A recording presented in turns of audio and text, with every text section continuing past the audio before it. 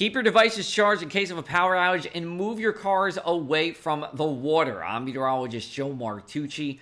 We have a nor'easter on our hands. It's a quick hitting nor'easter, but it is one that will bring wind, rain, and our first tidal flooding since January 29th across the Jersey Shore. It is the tidal flooding and the wind damage that are my biggest concerns here. And the National Weather Service has a coastal flood advisory in effect for nuisance flooding in Ocean, Atlantic, and Cumberland counties. In Cape May County, we have a coastal flood warning in effect for potentially property damaging kind of tidal flooding. We have a wind advisory in effect for some areas of power outage and wind damage for Ocean, Atlantic, Cape May, Cumberland, Eastern Burlington, and Monmouth counties. What you're looking at now is our future cast. In the greens and yellows is rain here, and we have snow in those whites and blues to our north and west. But what you're also seeing is these white lines, and those are lines of equal air pressure here, and that's associated with a counterclockwise spinning low pressure system that will bring onshore winds to start as we go into this evening here. So we have heavy rain as we go into 10 o'clock here and even midnight, but we start to see that steady rain taper into showers after midnight as that low pressure system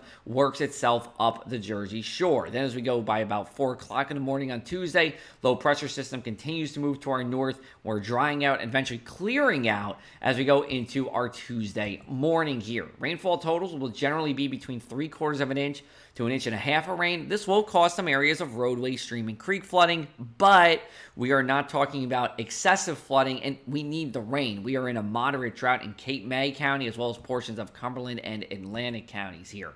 Winds will look like this. It'll be howling along the shore, 25 to 35 miles an hour sustained or consistently blowing.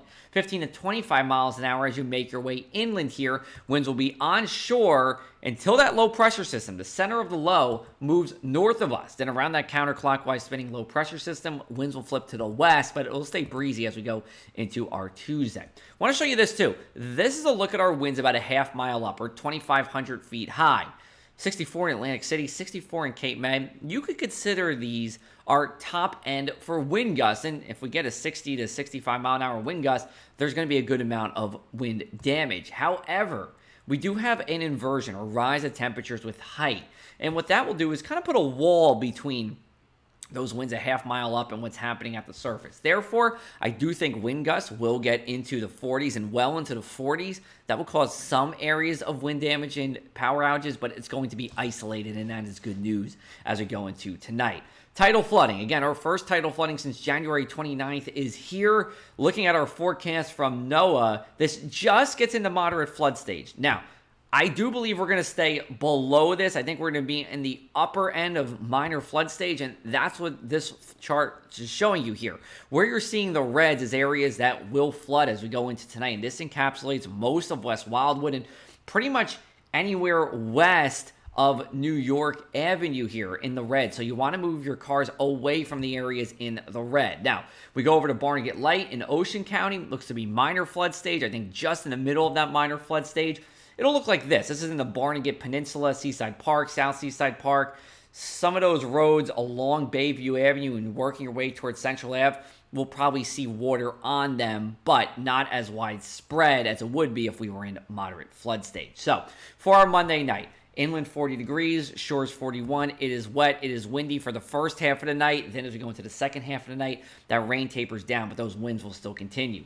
Futurecast for Tuesday looks like this. A strong westerly wind blows throughout the day. A few rain showers will be around as well as some colder air moves in and creates some unstable conditions here. But by about 7 o'clock, not only are we drying out, but we're clearing out. We should actually see a bright sunset as we go into our Tuesday here. Your daytime planner for Tuesday looks like this. Staying on the chilly side here, a few scattered showers from roughly about noon over to 5 p.m. Take you over to the shore. Same story here. We'll see a mix of clouds and sun for a good part of the day, but then clearing out as we go into the evening hours. Here's a look at your inland 7-day forecast. Plenty of sunshine for our Wednesday here. Temperatures in the low 60s, and will stay seasonable as we go into Thursday as well. Looking at Friday here, 72 degrees. This is going to be our warmest day of the week and our warmest day of the 7-day as well, because as we go into Saturday and Sunday here, taking a step back, still going to be relatively seasonable on the lower end here. What's going to happen is we're going to have more of an onshore wind, a chillier breeze for us, and that's why we stay cooler, but still relatively pleasant as we go into our weekend. For the latest in South Jersey weather, you can follow me on social media and come back to our website for the latest on this storm, progressiveac.com. slash weather.